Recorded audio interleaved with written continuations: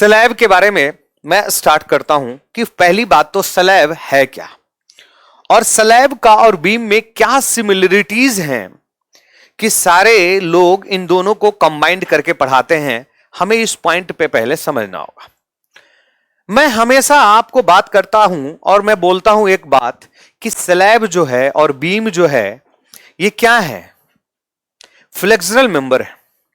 Flexural member का मतलब क्या है कि मेनली बेंडिंग मोमेंट को रेसिस्ट करते हैं। बेंडिंग मोमेंट मैंने बात समझाया भी था कि बेंडिंग और बकलिंग में क्या डिफरेंस है, बेंडिंग क्या है, बकलिंग क्या है, ये सब हम लोग बात कर चुके हैं। बेंडिंग, बकलिंग भी एक बेंडिंग है, लेकिन बकलिंग नाम बोलने से समझ में आता है कि लिटरली इस तरीके से लॉन्गिट्यूडनली कोई मेंबर है और हम लोग लोड इस तरीके से डाल रहे हैं और ऐसे क्या कर रहे हैं, बकल हो रहा है। समझिएगा, ऐसे हैं और इसके ऊपर फोर्स डाले और ऐसे बकल हो गया। ये जो बेंड हुआ है this is actually bending, but इसका नाम क्या है, बकलिंग। तो हमें समझ में आ जाएगा कि लोड कैसा है, लॉन्गिट्यूडनल है। बीम कैसा है, ऐसा है, ऐसा है बीम। बीम कैसा है, ऐसा है। देखो बीम ऐसा है और लोड हम लोग कैसा डाल रहे हैं, ऐसा। तो बेंड कैसा कर रहा है, ऐसे ऐसे बेंड कर रहा है, तो दैट इज बेंडिंग।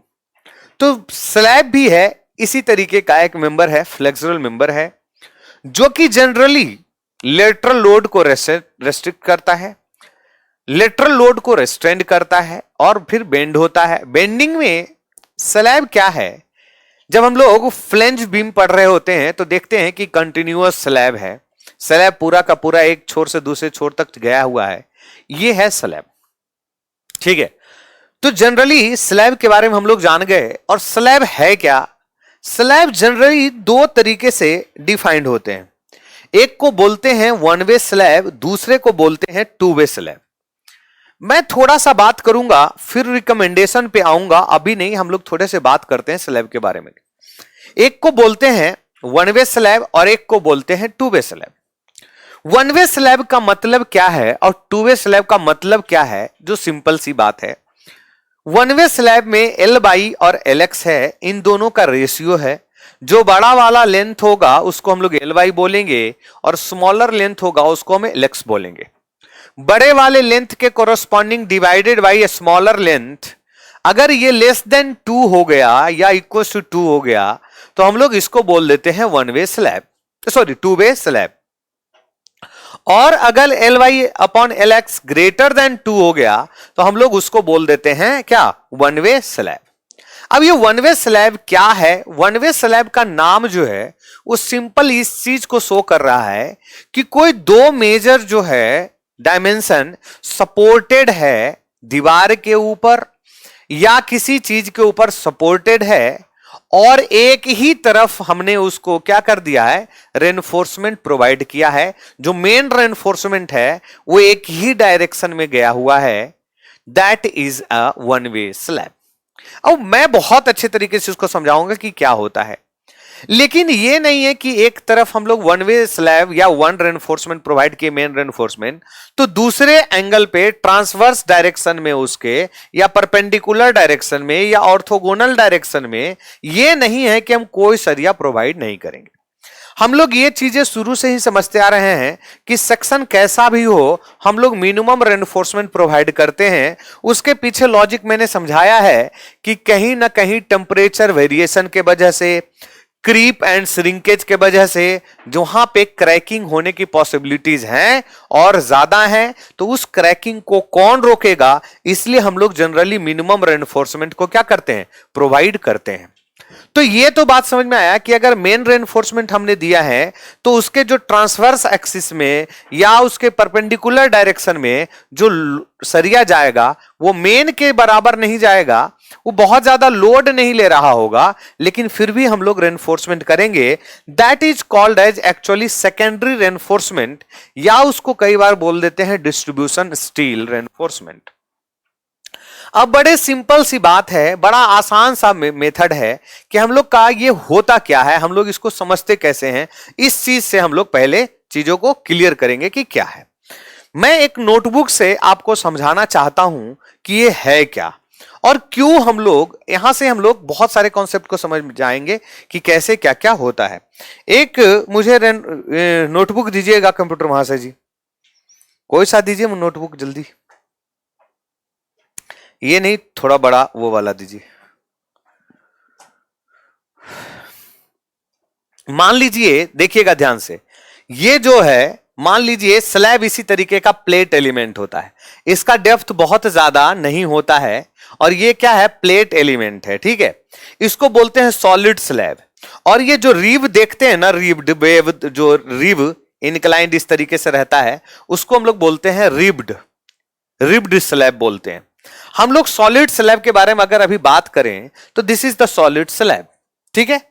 अब ये लंबा है, एल वाई हो गया, और ये स्मॉल है, शॉर्टर है, दैट इज एल एक्स हो गया।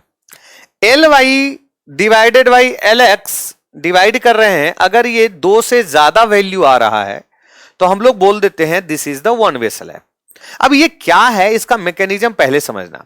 मान लीजिए ये सेक्शन है, समझिएगा, देखिएगा कैसा दिख रहा है आपको, और इसी तरीके से दिखेगा। मान लीजिए अगर मुझे कोई सपोर्ट करना होगा तो मैं अगर ऐसे सपोर्ट करूंगा, ऐसे तो सपोर्ट नहीं करूंगा, समझिएगा, ऐसे सपोर्ट करने से इसका क्या होगा, डिफ्लेक्शन ज्यादा होगा। हम लोग सपोर्ट कैसे करेंगे, ऐसे करेंगे, दीवार के ऊपर इस तरीके से मेनली सपोर्ट करेंगे। जब हम लोग ये जो उंगली है, ये दीवार है, मान लीजिए सपोर्टेड है, और इसके ऊपर हमने लोड ऊपर से डाला है, या सेल्फ वेट के कारण ही, अभी समझिएगा, तो ये डिफ्लेक्शन कैसा हो रहा है, ऐसा हो रहा है। अगर ये स्लैब है और इसके ऊपर मान लीजिए कोई लोड मैंने डाल दिया, मान लीजिए कोई सा लोड डाल दे हम लोग, मैं मोबाइल नहीं रखना चाहता हूं, गिर जाएगा, तो मान लीजिए इसके ऊपर लोड है, तो ये डिफ्लेक्शन कैसा होगा, ऐसा बेंड होगा। हम लोग रेनफोर्समेंट जो प्रोवाइड करते हैं वो बेंडिंग को रेस्ट्रिक्ट करने के लिए हम लोग सरिया प्रोवाइड करते हैं। तो जब ये बेंड हो रहा है तो हमें सरिया इस बेंडिंग को रेसिस्ट करने के लिए अगर मैं ऐसे ऐसे डालता हूं तो that is not beneficial for me. इसलिए हम लोग ये बेंडिंग को रेसिस्ट करने के लिए हम लोग को सरिया जो डालना होगा वो इधर से इधर की तरफ डालना होगा, इधर से इधर की तरफ डालना होगा, इधर से इधर की तरफ, इधर से इधर की तरफ, यहां से यहां की तरफ डालना होगा, ताकि जो ये बेंडिंग हो रहा है उसको क्या कर पाए, रोक पाए, क्रैकिंग को रोक पाए।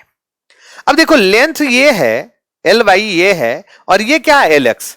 आपके पास सरिया बेंडिंग कैसा हो रहा है, ऐसा, मुझे इसको क्या करना है, रोकना है। तो हम लोग कैसे इसको शॉर्टर, ये इसके लिए बीम के लिए, ये जो सेक्शन के लिए जो लेंथ हो गया, ये तो शॉर्टर का स्पैन के बराबर इसका क्या होगा, लेंथ होगा, शॉर्टर के बराबर इसका क्या होगा, लेंथ होगा।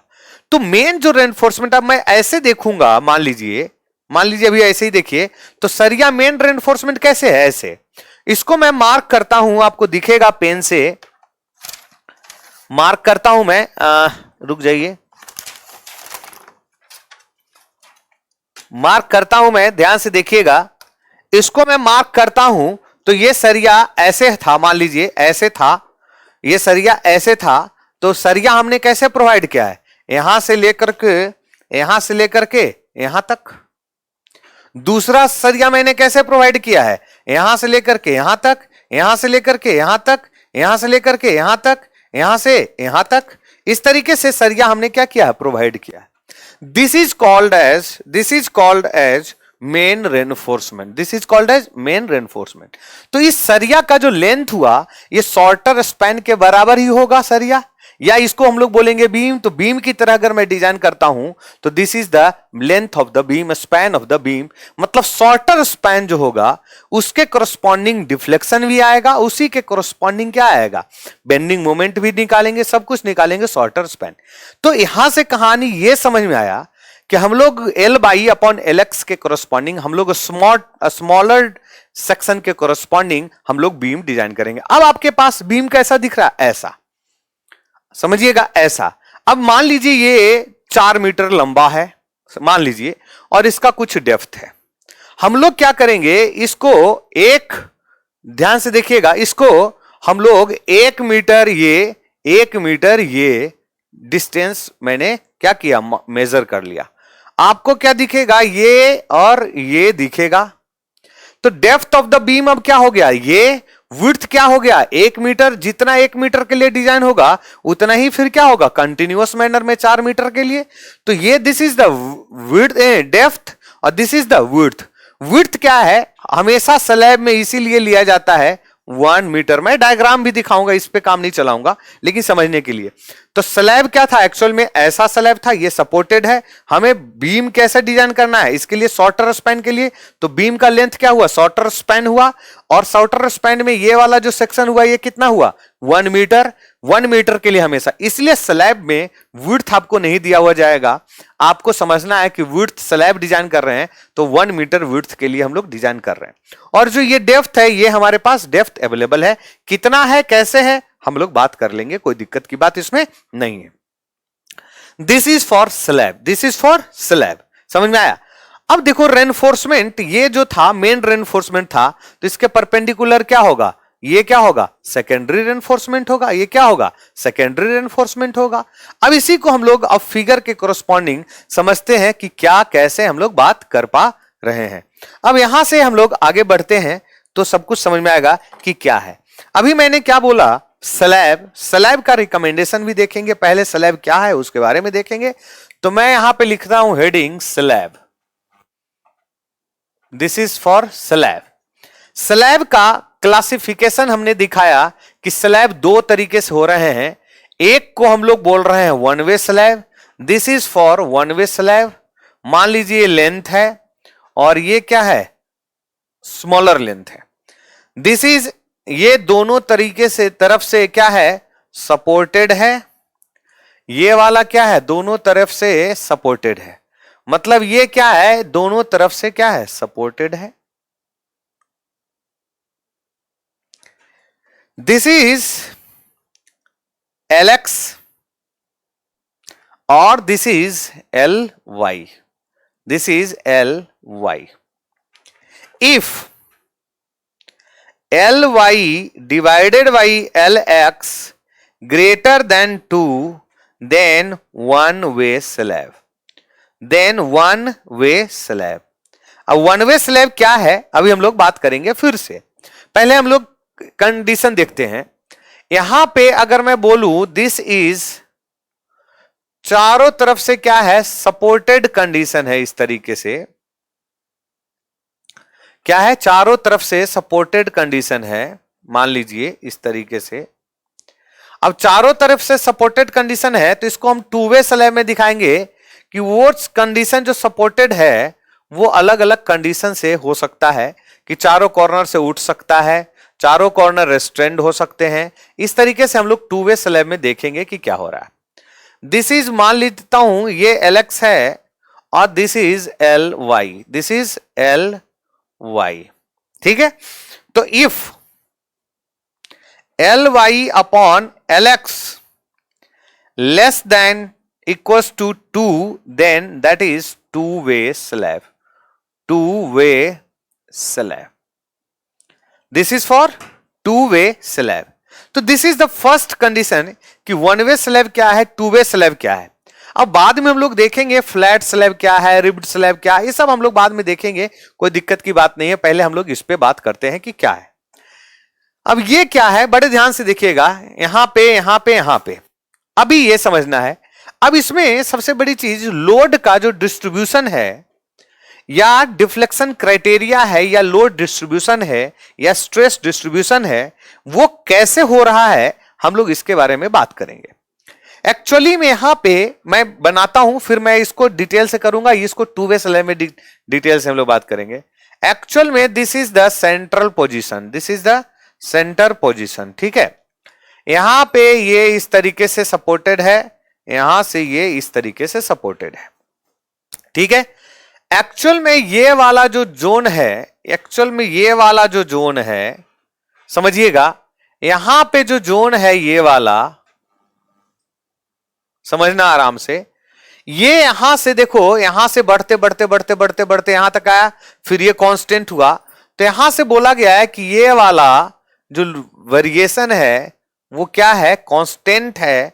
फिर यहां से यहां तक क्या है, पैराबोलिक वेरिएशन है। मान लेता हूं इसका नाम मैंने 1 2 3 4 दे दिया।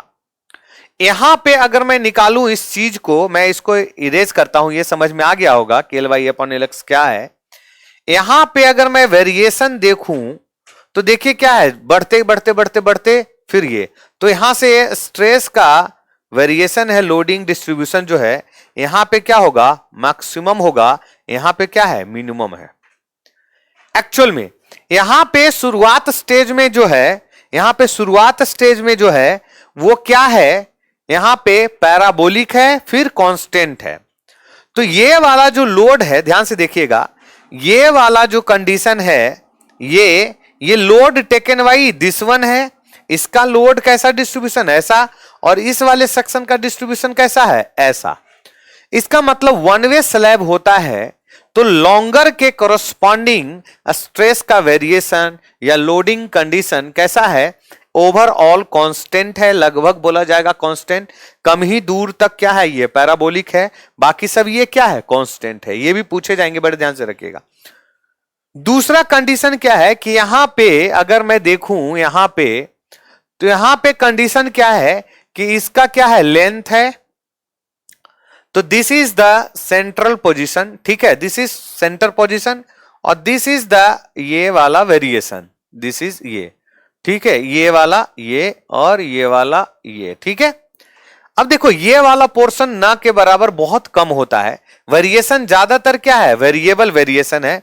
इसको अगर मैं हटाता हूं तो देखिएगा ध्यान से, इसका जो वेरिएशन होता है ये ज्यादातर पैराबोलिक होता है इस तरीके से, और यहां पे भी पैराबोलिक ही वेरिएशन होता है।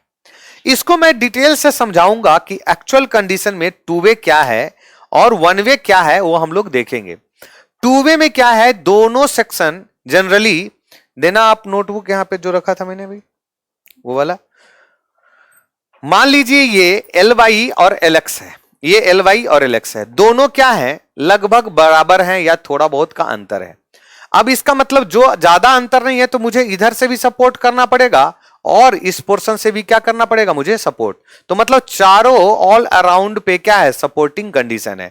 बीच में मैंने लोड डाला तो एक्स डायरेक्शन में भी ऐसे होगा, वाई डायरेक्शन में भी ऐसे होगा, मतलब ये सेक्शन भी ऐसे नीचे की तरफ बेंड होगा और ये सेक्शन भी क्या होगा, नीचे की तरह बेंड होगा।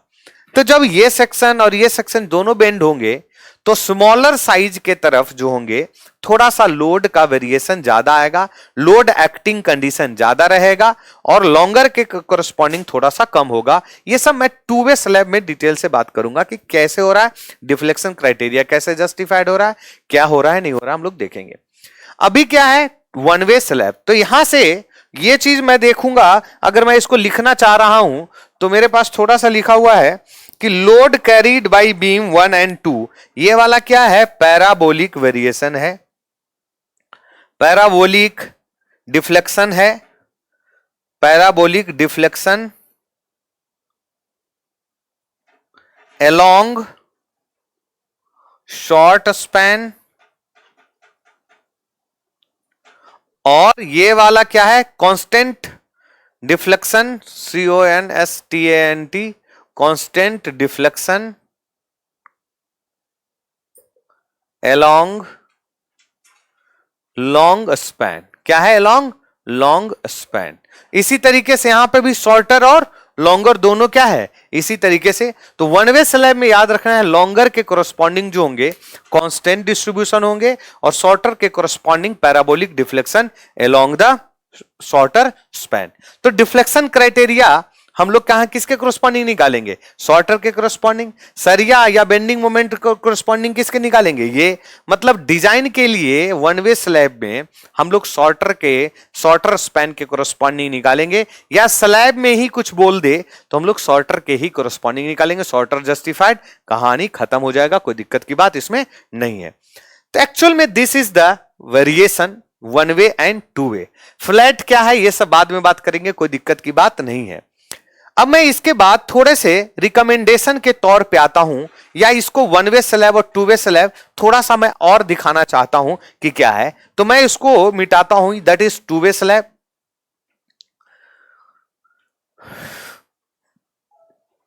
ये है। अब मैं इसको अभी हटाता हूं, ये तो दिख ही गया है। अब मैं समझाता हूं कि क्या है, कैसे है। इसको भी हटा देता हूं, अब कोई दिक्कत की बात इसमें नहीं है। मान लीजिए ये वन वे स्लैब है। अभी मैंने समझाया कि बीम ये वाला सेक्शन कैसा होगा, ऐसा बेंड होगा। तो इस डायरेक्शन में हम लोग का क्या होगा, मेन रेनफोर्समेंट जाएगा। अभी समझाता हूं मैं, ये क्या जाएगा, मेन रेनफोर्समेंट जाएगा। ये क्या है, मेन रेनफोर्समेंट है। This is main reinforcement, this is main reinforcement, this is main reinforcement. किसके लिए, बेंडिंग मोमेंट को रेस्ट्रिक्ट करने के लिए, बेंडिंग मोमेंट को रेसिस्टेंस में लेने के लिए। This is longer span, according to longer span this is called as distribution steel. क्या है, डिस्ट्रीब्यूशन रेनफोर्समेंट, डिस्ट्रीब्यूशन स्टील या secondary reinforcement, secondary reinforcement. This is for secondary reinforcement और दिस इज मेन रेनफोर्समेंट। कहां ठीक है। अब अगर इसको मैं इस डायरेक्शन से देखूंगा, बड़े ध्यान से देखना, तो this is L Y according to length L Y, this is for depth, this is D. यहां पे अगर मैं देखूंगा, देखो अगर मैं इधर से देख रहा हूं तो ये मेन जो रेनफोर्समेंट है हमें कैसे दिखेगा, मेन रेनफोर्समेंट ऐसा दिखेगा। देखो मेन रेनफोर्समेंट कैसा दिखेगा, ऐसा दिखेगा। मेन रेनफोर्समेंट कैसा दिखेगा, ऐसा। और सेकेंडरी रेनफोर्समेंट कैसा दिखेगा, हम लोग को ये देखना है। सेकेंडरी रेनफोर्समेंट कैसा दिखेगा, ऐसा दिखेगा। ठीक है, कैसा दिखेगा, ऐसा दिखेगा ना, सेकेंडरी रेनफोर्समेंट। अब मुझे क्या करना है, मान लीजिए इसको थोड़ा सा मैं और दिखाने की कोशिश करूं, तो ये वाला देखिएगा, ये इस तरीके से, ये देखिएगा, ये क्या है, इस तरीके से। और यहां से स्लैब का जो डेप्थ जाना है वो इस तरीके से। ठीक है, थोड़ा सा कहानी चेंज और करना पड़ेगा। दिस इज फॉर ये, ठीक है, और this is for this one, और ये क्या है, इस तरीके से। ठीक है, अच्छे से दिख रहा है ना, फील करना थोड़ा सा कि क्या हो रहा होगा। यहां पे ये जो सरिया जा रहा होगा लेंथ की तरफ, वो क्या हो रहा होगा, इस तरीके से लेंथ की तरफ, अंदर से अंदर पूरा का पूरा इस सेक्शन से उस सेक्शन तक जा रहा होगा।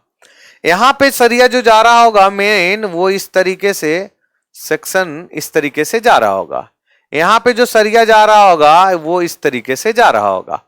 यहां पे जो सरिया है वो इस तरीके से जा रहा है। कंप्यूटर मास्टर जी सही बन रहा है फिगर,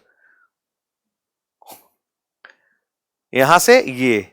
तो 3 डायमेंशनल फिगर में बनाने की कोशिश कर रहा हूं, आप लोग बस आराम से देखते जाइएगा कि क्या हो रहा है। इस तरीके से सरिया दिख गया।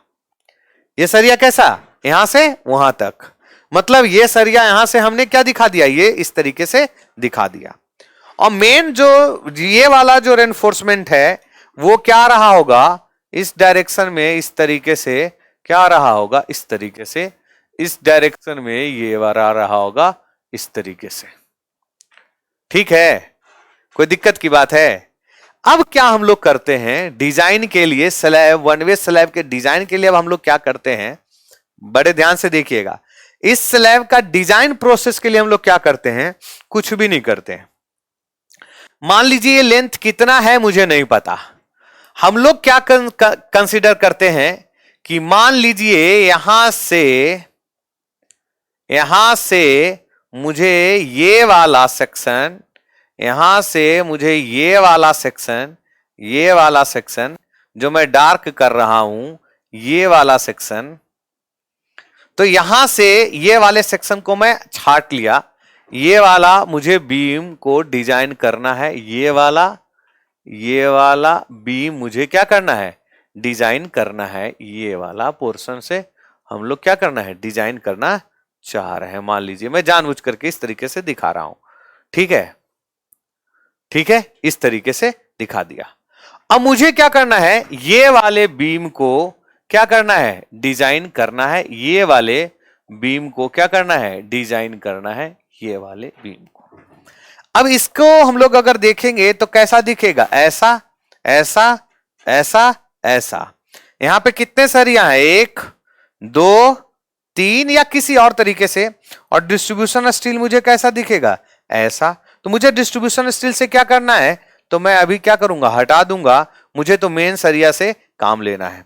अब this is the width is equal to 1000 mm और this is the effective depth, this is effective depth. अब ये क्या बदला, किस चीज में चेंज होकर के आ गया आपके सामने। अब इसको हम लोग, मुझे नहीं पता किससे स्लैब है, मैं ये कहूंगा कि एक ऐसा बीम आ चुका है मेरे पास जिस बीम का विड्थ 1000 है और इफेक्टिव डेप्थ d है, और इसके पास कुछ सरिया है, या सरिया मुझे प्रोवाइड करना होगा, तो कितना सरिया प्रोवाइड करना होगा डिजाइन के लिए, ये मैं निकाल करके लेके आऊंगा, और यहां से हम लोग क्या करेंगे, एक्सप्लेन करेंगे कि कितना आ रहा है। क्लियर है, यहां से कितना आ रहा है हम लोग क्या करेंगे, ये एक्सप्लेन कर लेंगे कि कितना आ रहा है। इसीलिए बोला जाता है कि डिजाइन ऑफ स्लैब और डिजाइन ऑफ बीम जो है वो सिमिलर सा है, लेकिन स्लैब का जो डेप्थ है ये जनरली कम लेते हैं। तो स्लैब का जो जनरली डेप्थ हम लोग कंसीडर करेंगे वो L/15 को लेकर के कंसीडर करेंगे। जैसे बीम में हम लोग डेप्थ को कंसीडर करने के लिए L/D 20 था सिंपली सपोर्टेड के लिए। अभी भी अगर हम लोग इसको मान लेते हैं सिंपली सपोर्टेड, इसका डेप्थ क्या होगा, स्लैब का कम होगा, तो हम लोग L/15 से जो D आएगा दैट इज एज्यूम्ड डेप्थ हो जाएगा। बाकी सेम कंडीशन से मोमेंट डिसाइड करेंगे। फ्लोर फिनिशिंग, इसमें एक अलग से लोड आएगा दैट इज फ्लोर फिनिशिंग, और डेड लोड हम लोग निकालेंगे, लाइव लोड निकालेंगे, जो भी दिया रहेगा उसके कोरस्पॉन्डिंग इसका बेंडिंग मोमेंट निकाल करके इसमें कितना सरिया आना है वो सब हम लोग क्या करेंगे, यूज करेंगे, और कहानी सोल्व हो जाएगा। इसमें जो मजे की बात है कि शियर रेनफोर्समेंट जो हम लोग प्रोवाइड करते हैं बीम में स्टिरप्स, वो स्लैब में हम लोग प्रोवाइड नहीं करते हैं। Generally this is plate type पे, तो प्लेट एक्शन के वजह से अगर इसका डेप्थ अगर कम हो रहा होगा, मैं बोल रहा हूं सही, सुनने में आपको लगेगा गलत, तो बड़े ध्यान से देखिएगा। In slab due to plate action अगर डेप्थ आप कम करोगे तो शियर स्ट्रेस ऑफ कंक्रीट जो होगा वो क्या होगा, बढ़ेगा। मतलब कि टाउ सी इंटू के हम लोग को क्या होना चाहिए, टाउ भी से क्या होना चाहिए, बड़ा होना चाहिए, कहानी खत्म। के लिए एक टेबल दे रखा IS 456 में, उसको हम लोग सोल्व कर लेंगे, कहानी खत्म हो जाएगा। मतलब पहली बात तो कि इसमें स्टिरप्स डिजाइन करते नहीं है स्लैब में, तो सीधा सीधा हम लोग करते क्या है कि टाउ भी निकालते हैं। टाउ भी जस्टिफाइड होना चाहिए, के इंटू टाउ सी से छोटा होना चाहिए, हम लोग शियर को डन कर देंगे। फिर बॉन्ड डेवलपमेंट हम लोग जैसे निकालते हैं वैसे ही निकालेंगे, कहानी सोल्व हो गया। ये है डिजाइन ऑफ स्लैब का कंडीशन। तो स्लैब में हम लोग अभी तक ये समझे हैं कि स्लैब को बीम की तरह ट्रीट क्यों किया जाता है, और स्लैब और बीम में क्या डिफरेंस है वो हम लोगों ने देख लिया। अब मान लीजिए यहां पे एक कंडीशन देखता हूं मैं कि यहां से मुझे क्या करना है, यहां से मुझे यहां तक का डिजाइन करना है। This is for 1 metre. तो इसीलिए लोड जो दिए जाते हैं स्लैब में ये क्या है, 1 मीटर ये और 1 मीटर ये। तो ये वाला कितना लोड रेसिस्ट कर रहा है ये क्या होगा, पर मीटर स्क्वायर दिया जाएगा।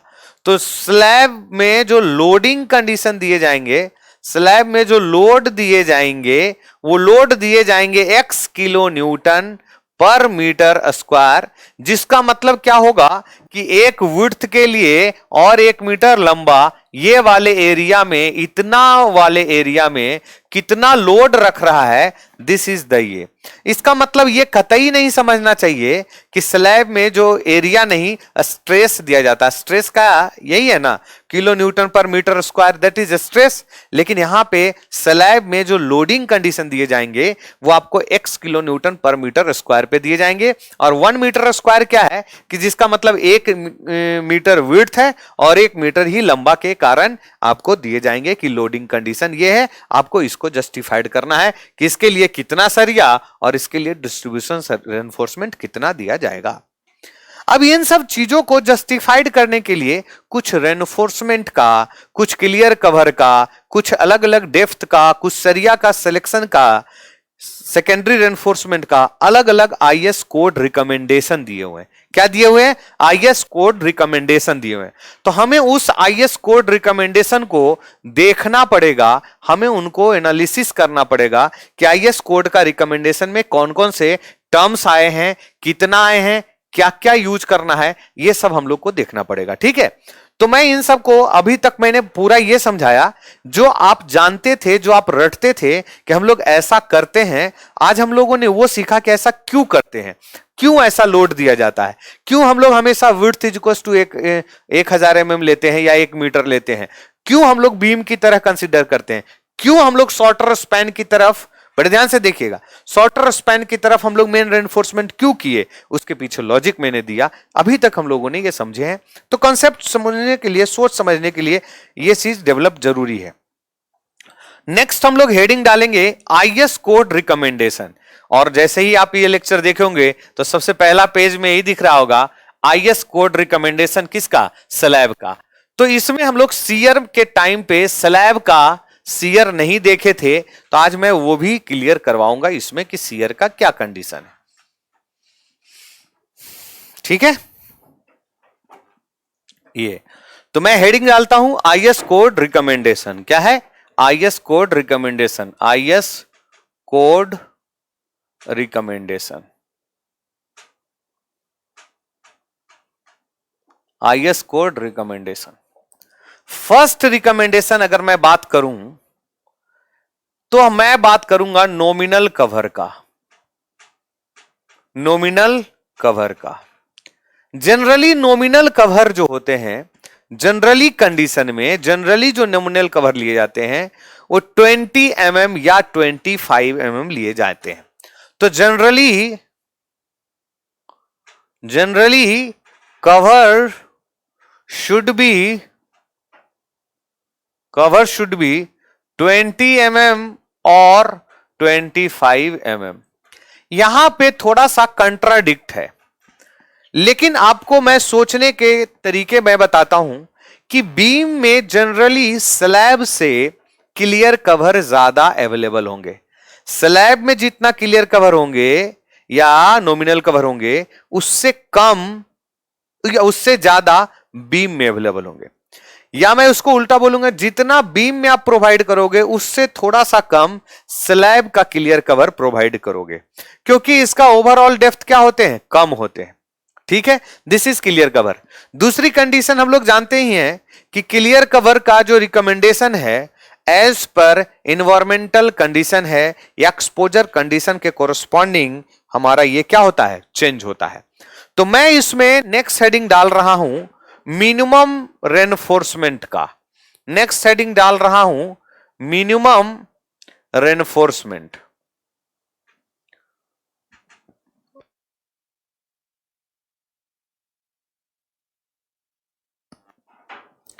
मिनिमम रेनफोर्समेंट का क्या कंडीशन होगा हम लोग इसको देखेंगे। मैं बड़े आसानी से इसको अलग अलग तरीके से लिखता हूं। ये कंडीशन जो है one way slab and to way slab दोनों के लिए जस्टिफाइड है। किसके लिए? One way slab and to way slab के लिए। Minimum reinforcement both for one way slab and two-way slab, both for one-way slab and two-way slab, the amount of होना क्या चाहिए? the amount of minimum reinforcement should be minimum reinforcement should be in either direction, minimum reinforcement in either direction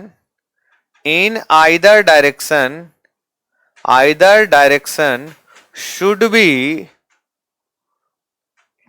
minimum reinforcement in either direction should be should be not less than, should be not less than, अब ध्यान से देखिएगा, 0.15% of gross area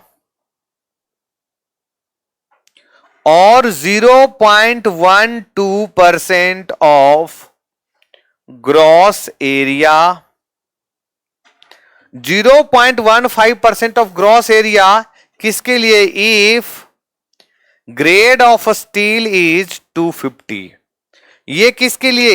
if grade of steel is 415 या H/SD, सीधा सीधा if H/SD के लिए हम लोग क्या करेंगे?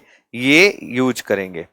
तो इफ H/SD, H/SD का मतलब क्या होगा?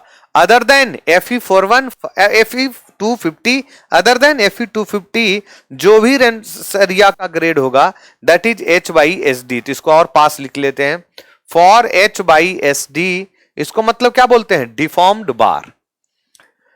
ये बहुत ही इंपॉर्टेंट रिकमेंडेशन है, मैक्सिमम एग्जाम में यहां से क्वेश्चन आने के चांसेस 90% होते हैं। तो दिस इज क्या है कि मिनिमम रेनफोर्समेंट कितना होना चाहिए? ये मेन रेनफोर्समेंट है, किसके तरफ? मेन रेनफोर्समेंट के तरफ। क्या कंडीशन होना चाहिए? 0.15% ऑफ ग्रॉस एरिया, अगर ग्रेड छोटा है तो परसेंटेज स्टील क्या है? ज्यादा है। अगर ये क्या है? H/SD है, ग्रेड ज्यादा है, तो स्टील का एरिया क्या है? कम है। क्या है? कम है। तो टोटल क्रॉस सेक्शन एरिया बोल दे या ग्रॉस एरिया बोल दे, बात एक ही है, 0.12% और 0.15%। अब इसी में, इसी का नेक्स्ट अगर मैं लिखूं तो maximum diameter of reinforcement, maximum diameter of reinforcement कितना होना चाहिए? तो maximum diameter of reinforcing bar जो होना चाहिए वो 1/8 of the total depth of the slab होना चाहिए। तो लिखता हूं मैं, maximum diameter of, maximum dia of reinforcing bar, reinforcing bar,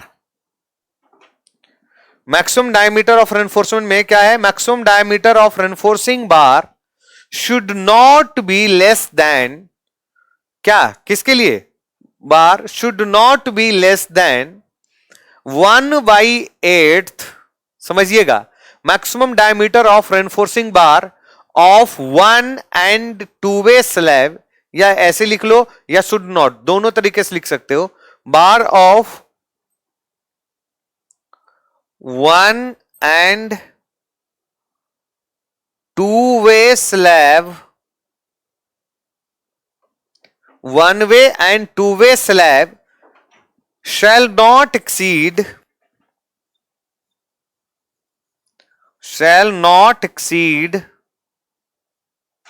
1/8 of the overall depth, overall depth या total depth of the slab या overall depth of the slab. अब ये क्या कह रहा है, बड़े ध्यान से देखना, कि अगर यहां पे देखता हूं, मैं समझाता हूं, अगर स्लैब का जो डेप्थ है, मान लीजिए ये 75 mm है, मान लीजिए स्लैब है, इसका डेप्थ क्या है? Total 75।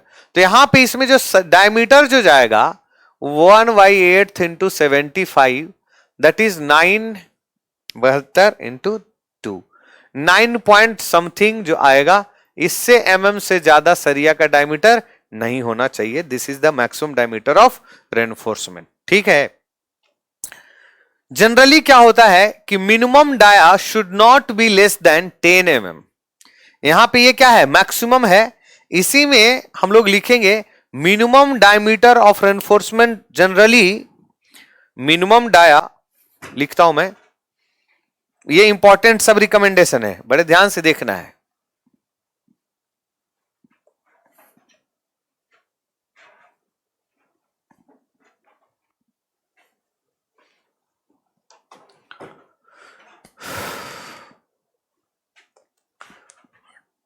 Normally we use minimum dia किससे कम नहीं होना चाहिए, 10 mm और 8 mm। किसके लिए 10 mm, किसके लिए 250 के लिए, और अगर 8 mm है तो 415 के लिए। तो minimum dia should not, normally we use minimum dia should not, normally we use minimum dia should not be less than, should not be less than 8 mm, 10 mm or 8 mm, 10 mm for FE 250 और 8 mm for FE 415। ठीक है, 8 mm कम से कम आप use करोगे किसके लिए, 415 है तो, और अगर 250 यूज कर रहे हो तो कितना होना चाहिए, 10 mm होना चाहिए। अब नेक्स्ट क्या है, फोर्थ, मेन डिस्टेंस या मेन रेनफोर्समेंट का स्पेसिंग। तो मैं क्या लिख रहा हूं हेडिंग में, maximum distance between the bars, maximum distance between bars. First main reinforcement है,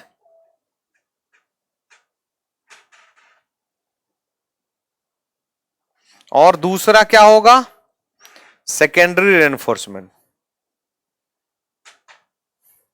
या distribution reinforcement, DISTRIBUTION, distribution reinforcement. तो मेन रेनफोर्समेंट जो होता है वो 3D और 300 mm होता है, और मेन जो होता है सेकेंडरी जो होता है 5D एंड 450 मिनिमम, और इनका क्या होगा, मिनिमम।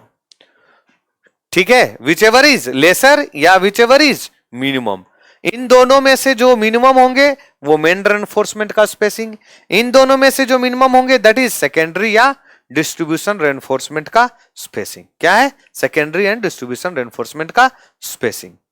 ठीक है, तो यहां तक ये चीजें बहुत ही इंपॉर्टेंट है, बहुत ही अच्छे से आपको पढ़ना चाहिए कि क्या है कैसे है दिस इज। अब बड़े ध्यान से देखिएगा, इसमें इसी में मैं लिखता हूं स्पेसिंग ऑफ रेनफोर्समेंट हम लोग कैसे निकालेंगे, ये चीज मैं देख के बताता हूं, ध्यान से देखिएगा। स्पेसिंग ऑफ रेनफोर्समेंट हम लोग कैसे निकालेंगे, स्पेसिंग ऑफ रेनफोर्समेंट।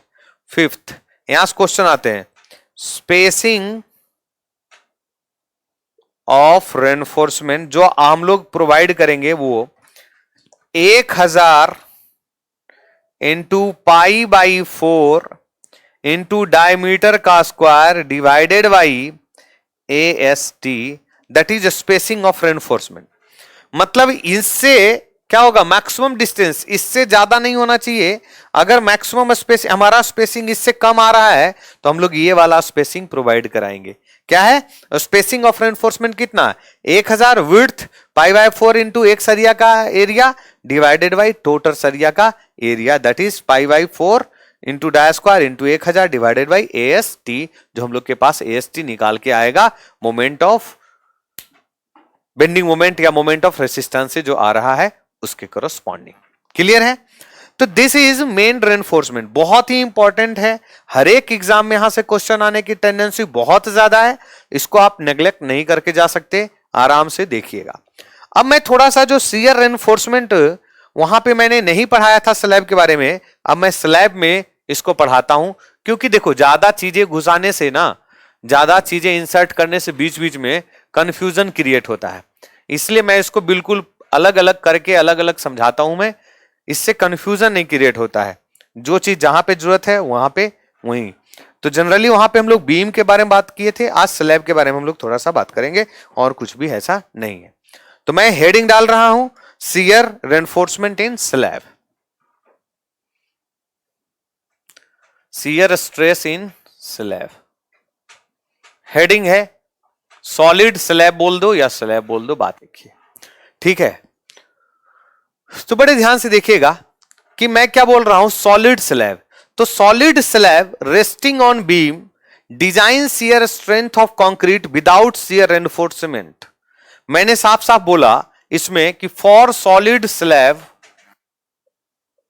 बच्चा बोलिए,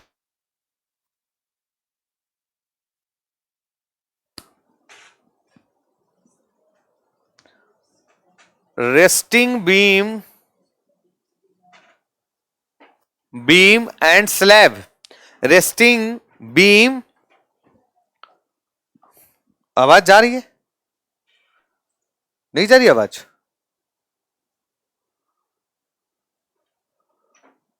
आवाज जा रही है? देखिएगा, जा रही है।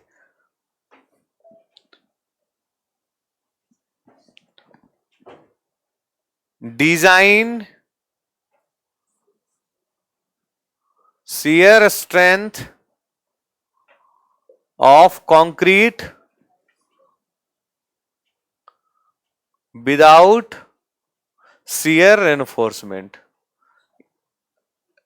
ये बात हम लोग बात किए ही थे, without shear reinforcement shall be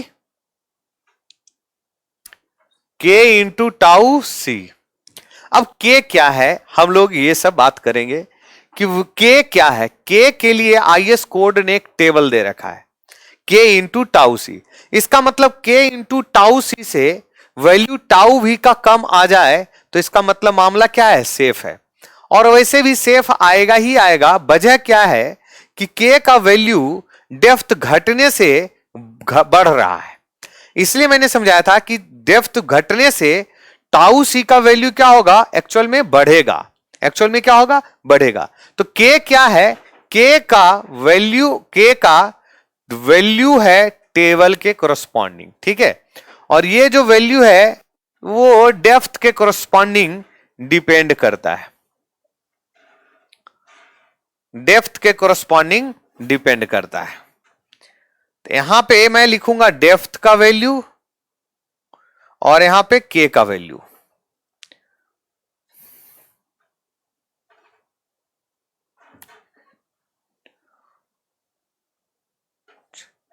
तो डेप्थ का वैल्यू जनरली 300 mm से कैटेगराइज किया गया है कि 300 mm से ज्यादा है, फिर 275, फिर 250, फिर 225, फिर 200, फिर 125, फिर 275, फिर 250, फिर 225, फिर 200, फिर और छोटा आएगा तो क्या आएगा, 175।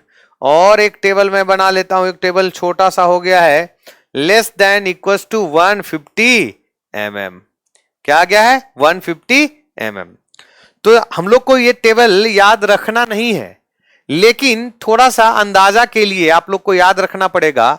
वो क्या याद रखना है कि जो सबसे छोटा डेप्थ है that is equals to 1.3 value है, और जो ये 300 पे है दैट इज इक्वल्स टू 1.0, और फिर 1.0 से थोड़ा थोड़ा बढ़ता जाएगा, दैट इज 0.0, 1.05, फिर 1.0, फिर 1.15, फिर 1.20, फिर 1.25। This is the table of के, ठीक है। अब के में एक बिहेवियर आप देख रहे होंगे कि के का वैल्यू बढ़ता चला जा रहा है जब डेप्थ का वैल्यू घटता चला जा रहा है। ये एक यूनिक बिहेवियर है। के का वैल्यू बढ़ रहा है कब, जब डेप्थ का वैल्यू डिक्रीज हो रहा है। तो मैं यहां से एक पॉइंट ध्यान से देखिएगा कि के का वैल्यू बढ़ रहा है तो जब डी का वैल्यू घट रहा है, मतलब डी का वैल्यू डिक्रीज हो रहा है तो के का वैल्यू इंक्रीज हो रहा है। अभी तक हम लोगों ने देखे क्या है, के इंटू टाउ सी में के इंटू टाउ सी का जो वैल्यू होगा ये ओवरऑल क्या होगा, इंक्रीज होगा।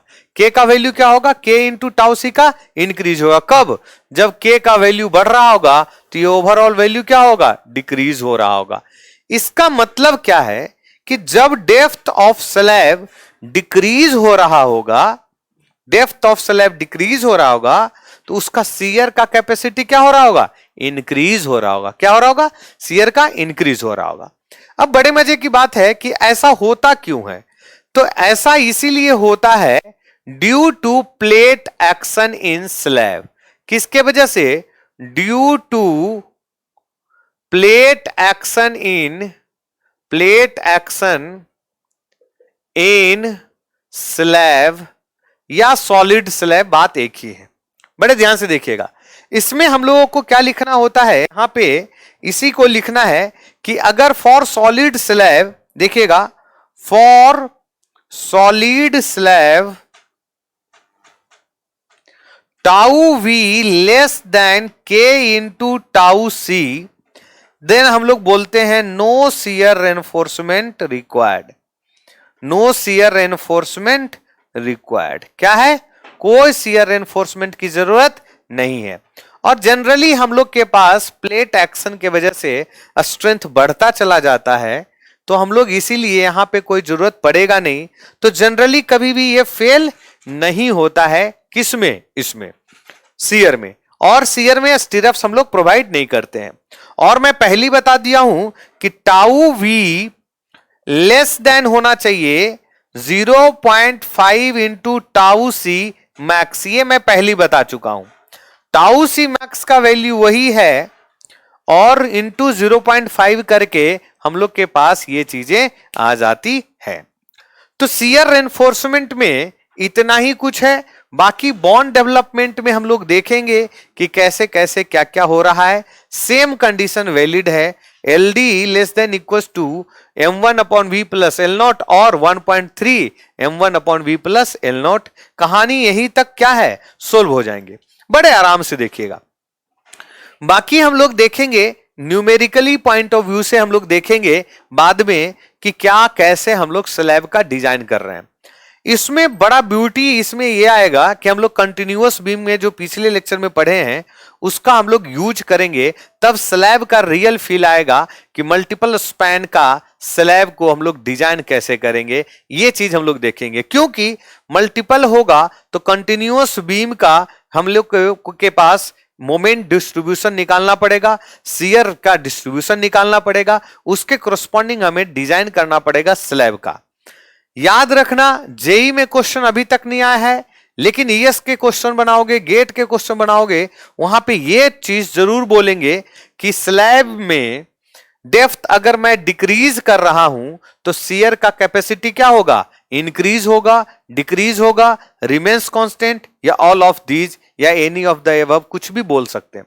आपको ध्यान रखना है कि स्लैब में डेप्थ डिक्रीज होता है तो शियर का वैल्यू क्या होता है, बढ़ता है। कंक्रीट में शियर का वैल्यू क्या होता है, बढ़ता है। अब इसको असर्शन रीजन में बोल सकते हैं कि in slab shear stress increases due to decreases in किसका, डेप्थ। रीजन में देंगे due to plate action in slab. तो आपको ये क्या है, असर्शन रीजन दोनों से। रीजन क्या है, प्लेट एक्शन एस्टेब्लिश्ड होता है और उसमें क्या होता है, डेप्थ का डिक्रीमेंट के साथ साथ के इंटू टाउ सी ये होता है। तो इस चीज को आप बड़े ध्यान से देखिएगा। ये टेबल है, टेबल आपको याद नहीं करना है, जनरली एग्जाम में क्वेश्चन में दिए जाएंगे, उसी के पॉइंट ऑफ व्यू से आपको बात करना है और कुछ भी ऐसा नहीं करना है। ठीक है, तो इस लेक्चर के बाद हम लोग मिलते हैं न्यूमेरिकली के पॉइंट ऑफ व्यू से। और मैं ये आज लेक्चर में पूरा का पूरा डिटेल से बताया ही कि जनरली इस चीज में किसके लिए हम लोग काम करेंगे, डिजाइन ऑफ बीम का जो स्टेप्स है उसी के पॉइंट ऑफ व्यू से हम लोग इसको काम करेंगे। अदरवाइज सब मायामोह है, सब सेम है, बस शियर का अंतर है वो हमने बताया। बाकी हम लोग देखेंगे शियर कहाँ पे निकालना है, कैसे निकालना है, ये सब हम लोग डिटेल से जब न्यूमेरिकल पॉइंट ऑफ व्यू से आएंगे तब हम लोग बात करेंगे। क्लियर है? तो आई होप स्लैब का वन वे स्लैब आसान है, करेंगे। बाकी टू वे स्लैब में थोड़े से हम लोग को मशक्कत करनी पड़ेगी। और वैसे क्वेश्चन में जहां पे कंटिन्यूअस बीम और स्लैब दोनों का क्या होगा, कॉम्बिनेशन आएगा, तो हम लोग को क्या करना होगा, क्वेश्चन देखना पड़ेगा बड़ा आसानी तरीके से। ठीक है, तो thank you so much, good luck, मिलते हैं नेक्स्ट लेक्चर में।